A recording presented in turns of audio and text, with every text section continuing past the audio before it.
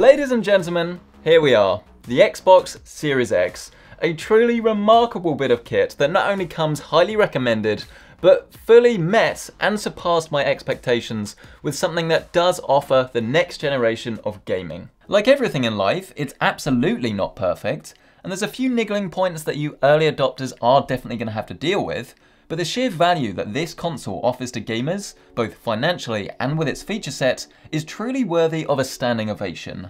To better understand how a £429 games console, and the word value can be used in the same sentence, you first need to know exactly what this thing can do. The main takeaway is that 4K gaming at 60 frames a second, PC level settings, is here for everyone, for roughly the same sort of money as just a 4K grade PC gaming graphics card alone. Playing Forza Horizon 4 on this thing has been such a joy, with the game not only looking, but also feeling incredible.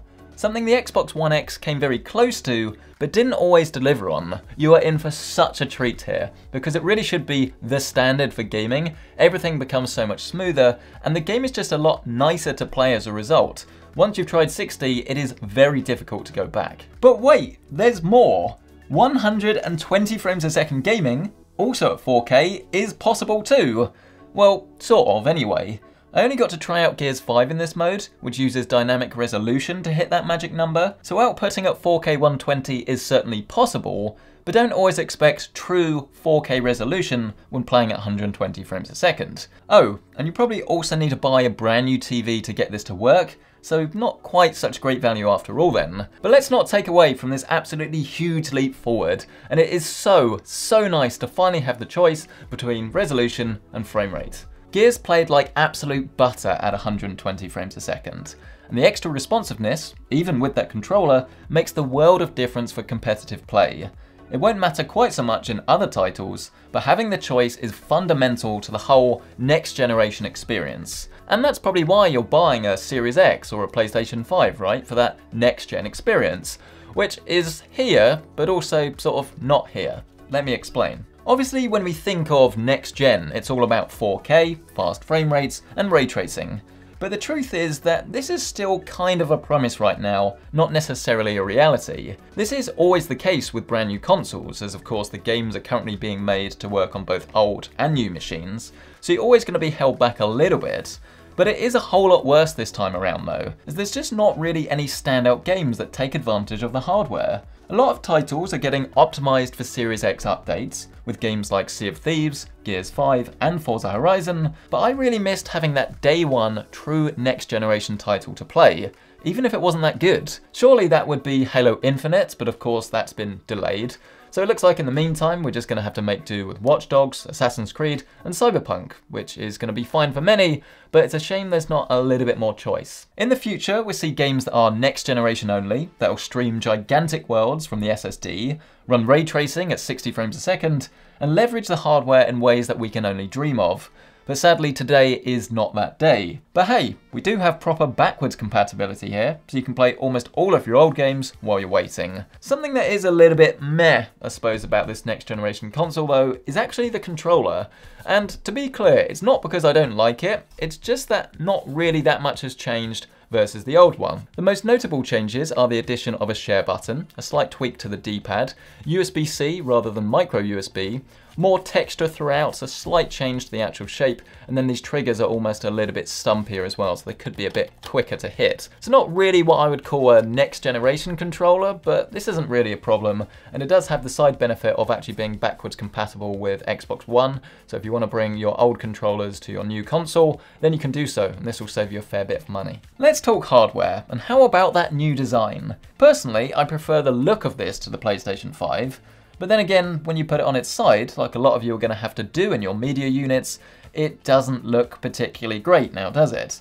We certainly know who ate all the pies. Something that really did surprise me though is the acoustics of this thing, because the noise level is pretty much non-existent. I mean, if you've tried a PS4 Pro before, you know that that can get quite noisy, but you just can't ever hear this. Even at 4K 120 frames a second, it's just been sitting on my desk or under my TV, minding its own business and not causing me any distress at all, which is very surprising. And I'm sorry PC folks, but I have never come across a 4K gaming PC that is as quiet as this thing. Something I certainly have come across though on the PC side of things for well over a decade now is SSDs, or solid state drives. And unlike the Series X 4K Blu-ray drive, which is much appreciated for watching films or installing games, the Xbox PCIe SSD has absolutely no moving parts whatsoever, and it is completely silent in operation.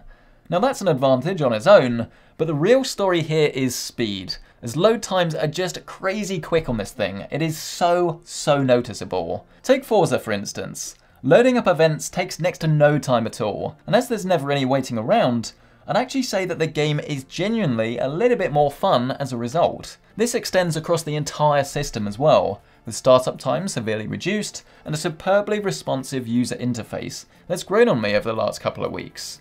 I wouldn't say that it's particularly intuitive, but once you know your way around, you can get a lot done very quickly. There is a flaw with this whole super fast storage malarkey though, and unfortunately that is the sheer expense of them, because if you want to grab one on PC, you're looking at getting something like this, 1TB PCI Generation 4 drives. However, if you want to expand the Xbox with more storage, then you have to buy almost like a PS2 style memory card and slot it in at the back where it says storage expansion. As you'd expect though, these are very expensive, and thanks to the huge games of 2020, I filled up my 1TB console after just 3 days, so I really hope you have fast internet, as if you're not buying discs, you're going to be downloading them a lot. So as you can see, just what this console has the capability of doing is quite remarkable.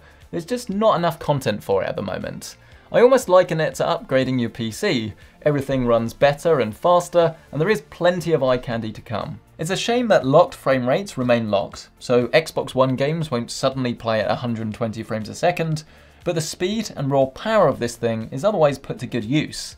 It's hard to make a straight comparison between this and a PC, but in Forza at least, it performs very similarly to an RTX 3070 PC, which by comparison would cost about 3 times the price. So yeah, the console generation has very much been reset, and for now at least, the Xbox can stand proud, knowing that it can offer the ultimate gaming experience. In some games that is, 30 FPS can jog right on. And that's the argument PC gamers will always have. The choice and complete freedom to play their way, on whatever screen, whichever settings, and at the budget of their choosing. But that doesn't make it better. The Xbox in many ways has a lot of advantages. It is a lot cheaper, it's easier to use, and in some cases it will actually load your games faster as well. And with Xbox Game Pass, I love the fact that you can dip in and out of a console and a PC, play the same games and have the saves synced seamlessly between the two of you. So maybe you want to get one of these for your living room, play your PC for all of your mouse and keyboard games. There's a lot to think about. The Xbox Series X may not be a PC replacement, but it certainly gives us a pause for thought. Forget about exclusives, forget about power, forget about platforms.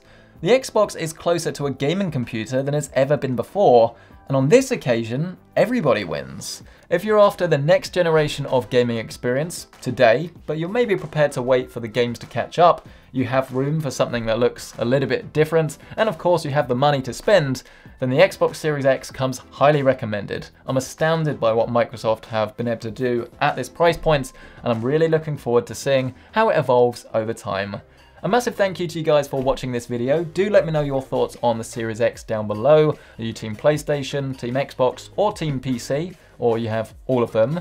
A massive thank you to Xbox for actually hooking me up with this review sample early. It is massively appreciated. Do get subscribed for more videos just like this. And of course, if you're interested in PC gaming in a way that we don't ram it down your throat, we talk about the pros and the cons, then of course check out my PC builds and you can find these in the end screen. Thank you so much for watching. I'll see you in the next one. Oh, and like the video. Smash that like button. Like your Xbox depends on it.